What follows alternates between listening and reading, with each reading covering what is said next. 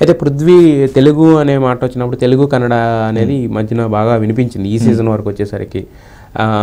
అంటే కన్నడలో కూడా బిగ్ బాస్ నడుస్తుంది, అక్కడ కన్నడ వచ్చిన వాళ్ళని అక్కడ పెట్టుకోండి ఇక్కడికి అంటే తెలుగు బిగ్ బాస్ అనేది తెలుగు మాట్లాడడం కూడా చాలా తగ్గిపోయింది ఈ సీజన్లో. ఫస్ట్ నుంచి బిగ్ బాస్ కొన్ని స్టాండ్అవుట్ రూల్స్ ఉన్నాయి, గ్రూపిజం ఉండకూడదు. సెకండ్ థింగ్ ఏంటంటే తెలుగులోనే మాట్లాడాలి. లాస్ట్ సీజన్లో కూడా ఎవరు మాట్లాడినప్పుడు కూడా తెలుగులోనే మాట్లాడించాలి. బట్ ఈసారి దాంట్లో కన్నడ వచ్చింది, హిందీ ఇంగ్లీష్ ఎక్కువ వాడారు, అంతా వాడారు, తెలుగు తప్ప నుంచి అన్ని లాంగ్వేజ్లు వాడారు. సో ఇలా ఉంది, అది కొంచెం నెగిటివ్ వైబ్ వస్తుంది బయటికి బిగ్ బాస్ గురించి మాట్లాడినప్పుడు. దట్టు ఏంటంటే పృథ్వీ అండ్ మన నిఖిల్ ఇద్దరు కూడా మిగతా ప్రేరణ అండ్ యష్మిల సాయంతో కొంచెం తెలుగు వాళ్ళని టార్గెట్ చేశారు నామినేషన్స్ విషయంలో కానీ, లేదంటే వాళ్ళు డిమోటివేట్ చేయడానికి ట్రై చేశారని చెప్పి ప్రేక్షకుల్లో కొంతమంది అభిప్రాయం ఉంది. దానికి మీరేమంటారు? మీ అభిప్రాయం ఏంటి, దగ్గరగా చూశారు కాబట్టి? సో అంటే లైక్ నేను లాంగ్వేజ్ అన్న కోణంలో అయితే అసలు చూడలేదు, నేను షోలో ఉన్నన్ని రోజులు. సో బయటకు వచ్చిన తర్వాత ఇట్లా జరిగిందన్న విషయం నాకు తెలిసింది. సో లాంగ్వేజ్ అన్న కోణం కంటే నేను చెప్పేది ఏంటంటే, సో ఆ పర్టికులర్ గ్రూప్ ఆఫ్ పీపుల్ ఎవరైతే ఉన్నారో, అంటే నేను క్వశ్చన్ చేసిన పీపుల్ పృథ్వీ, యష్మి, నిఖిల్, వీళ్ళు అంటే ఇప్పుడు చాలా మంది, ఇప్పుడు అవినాష్, రోహిణి కూడా వాళ్ళ ఫ్రెండ్స్ వాళ్ళే ఫేవరిజం చూపించుకునే వాళ్ళు.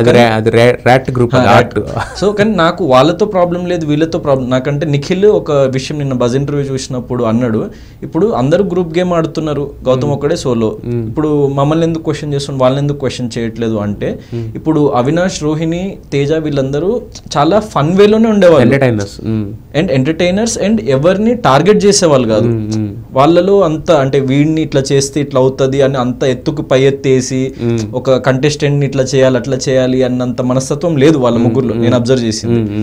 సో ఏ పీపుల్ అయితే ఉందో ఈ అభిప్రాయం, ఇప్పుడు groupism is not a problem here. నువ్వు టార్గెట్ చేయడం, నువ్వు గ్రూప్ అప్ అయ్యి వేరే వాళ్ళని టార్గెట్ చేయడం అనేది నా ప్రాబ్లం. సో నువ్వు ఫ్రెండ్స్గా ఉండు, ఎందుకంటే ప్రతి సీజన్లో ఉంటారు, ఫ్రెండ్షిప్స్ ఉంటాయి.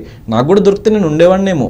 సో కానీ ఇప్పుడు గేమ్కి సంబంధించినంత వరకు నువ్వు ఫేవరిజం చూపించడం కానీ, లేకపోతే ఒకటే పర్సన్ని, అరే ఇప్పుడు నాకే డైరెక్ట్గా జరిగింది, ఎందుకంటే ఇప్పుడు నా టీం పర్సన్ని ఇన్ఫ్లుయెన్స్ చేసి నన్ను తీపిచ్చేసిండ్రు ఆ టీం నుంచి. రెడ్ టీం గేమ్ జరిగేటప్పుడు గౌతమ్కి ఆ రోజు మొత్తము చెప్తున్నారు బయట, నా జపం చేసిండంట, గౌతమ్ని తీసేయాలి, గౌతమ్ని తీసేయాలి, గౌతమ్ని తీసేయాలి, గౌతమ్ని తీసేయాలి.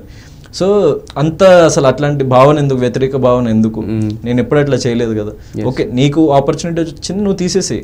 కానీ నా టీం వాళ్ళని ఇన్ఫ్లుయెన్స్ చేసి నీ ఫ్రెండ్స్ అని చెప్పేసి, సో నీ గ్రూప్ ఆఫ్ పీపుల్ అని చెప్పేసి నన్ను టార్గెట్ చేయడం ఎందుకు? అది నా ప్రాబ్లం. సో ఆ ప్లేస్లో నేనున్న వేరే పర్సన్ని టార్గెట్ చేసినా నేను ఆ క్వశ్చన్ చేసేవాడిని.